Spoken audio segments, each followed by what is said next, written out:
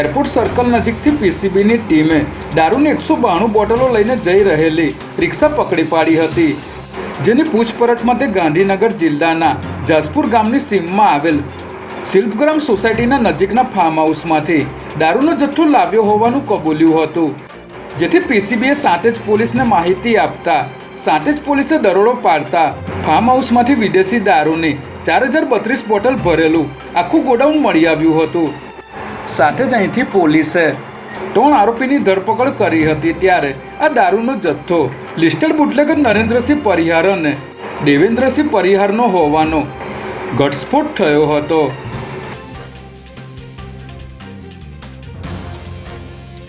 મહેસાણાના નામાંકિત રાધે ગ્રુપ પર આવકવેરા વિભાગ દ્વારા દરોડાની કાર્યવાહી કરવામાં આવી છે, જેમાં રાધે ગ્રુપના મહેન્દ્રભાઈ પટેલ અને આ ગ્રુપ સાથે સંકળાયેલા લગભગ 24થી પણ વધુ ઠેકાણાઓ પર આવકવેરા વિભાગ દ્વારા કાર્યવાહી કરવામાં આવી રહી છે।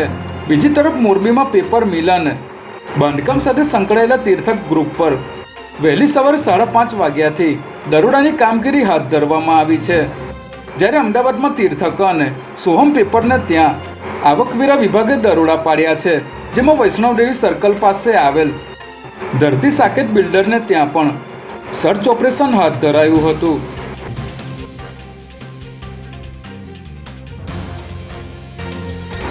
ગુજરાત એટીએસની ટીમે પાકિસ્તાન માટે ભારતીય સુરક્ષા એજન્સીની જાસૂસી કરતા ભારતીય નાગરિકની ઓખાથી ધરપકડ કરી છે। ગુજરાત એટીએસના સૂત્રો પાસેથી મળતી માહિતી પ્રમાણે છેલ્લા કેટલાક સમયથી ભારતીય કોસ્ટગાર્ડ અને દરિયાઈ સીમાની કેટલીક મહત્વપૂર્ણ માહિતી પાકિસ્તાનને પહોંચતી હતી, જેને પગલે કેટલાક દિવસથી ગુજરાત એટીએસની ટીમ ઓખાના એક વ્યક્તિને ટ્રેક કરી રહી હતી, જેનું નામ દિનેશ ગોહિલ હોવાનું સામે આવ્યું છે। ત્યારે પોલીસે તેની ધરપકડ કરી તપાસ કરતા આરોપીએ કોસ્ટગાર્ડની ઘણી બધી માહિતી ત્યાં પહોંચાડી હોવાનું સામે આવ્યું છે।